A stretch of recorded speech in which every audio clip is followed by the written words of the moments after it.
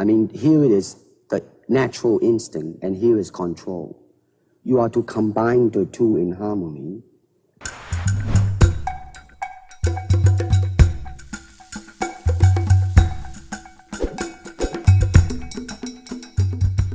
Bruce Lee was well known for incorporating philosophy into martial arts. In his interview from the Pierre Berton Show in 1971, he explains the dichotomy of mindsets behind his practice: instinct and control. You can find these contrasting styles in the climbing world. Out of your friends, some can easily be identified as instinct-based or intuitive climbers, while the others are control-based or analytical climbers. Chances are you likely favor one style over the other. This video will examine these two different approaches to climbing and their advantages and disadvantages. We'll also look at a few case studies that highlight applications of both styles.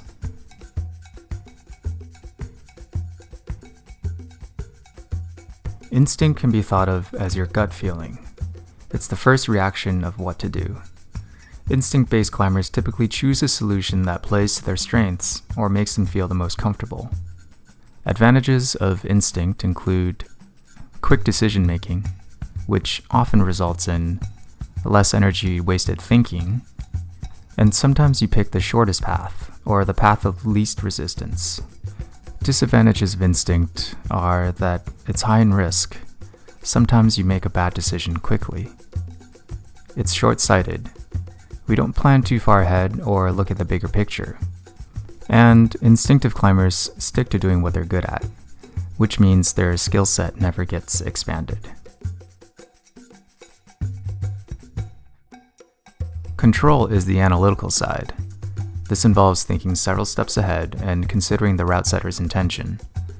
Control-based climbers typically look at the full picture, examine all the details, and choose a solution that is the most logical.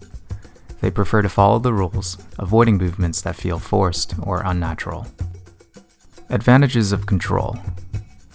It's rooted in logic. It makes sense. It has predictable outcomes, and therefore less uncertainty. And the sequences are repeatable, with higher percentage moves. Disadvantages.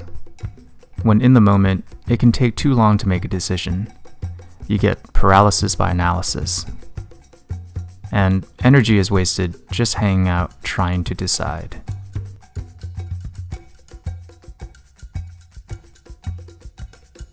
Our first case study is the opening sequence on this blue V5.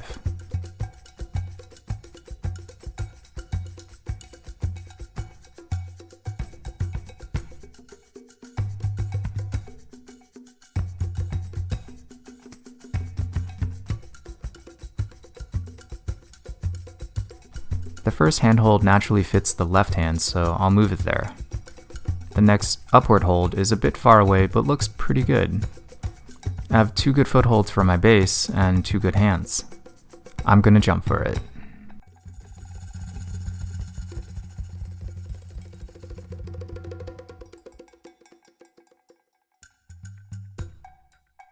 What is this other undercling on the far left, and why is there so much chalk on it? Underclings are typically paired with a high foot so that I can stand up and reach with full extension.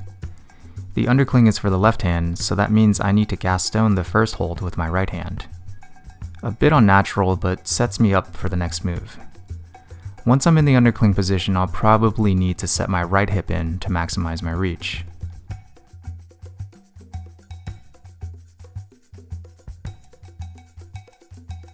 The second case study is the cruxy middle section on this orange V5.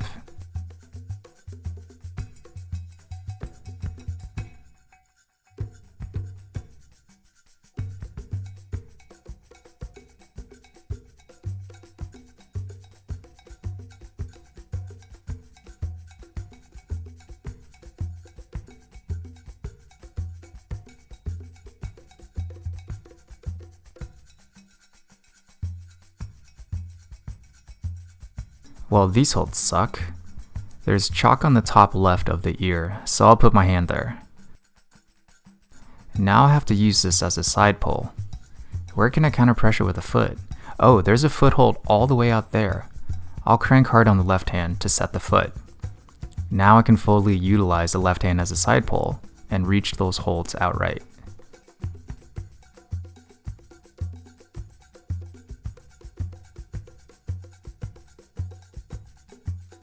Those holds look like they suck for downward pulling. There's barely any chalk on the Halfmoon, so I'll avoid that. Also, if I were to use the ear, there's no left foot available. How can I find a stable position so I can reach the holds outright? Am I supposed to sit on this thing? Route setters typically incorporate big holds with the intention of them being used for body manipulation instead of straight pulling. Think stems, mantles, hooks, and bars. That handhold is about a shin's length away from the horn. Perhaps I can use it to knee bar.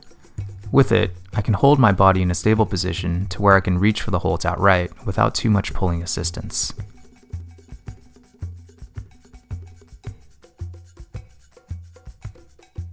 This next beta is fully credited to Isabella on the climbing team. She was having trouble reaching the holds outright and was too short to effectively use the knee bar.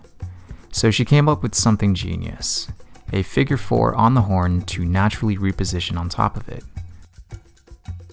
When I saw her do this successfully, I tried it myself and realized it could work for most body types.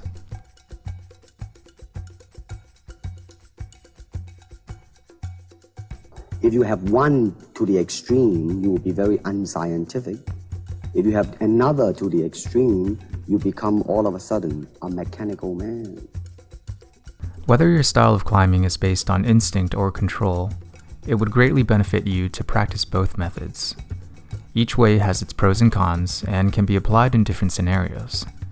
If you're working on on-sighting a climb, you may have to rely more on instinct to get through the crux. If you're trying to red point your project, adopt the control method to find your perfect sequence. In the words of Bruce Lee, absorb what is useful, discard what is useless, and add what is specifically your own. Until next time, move better, climb harder.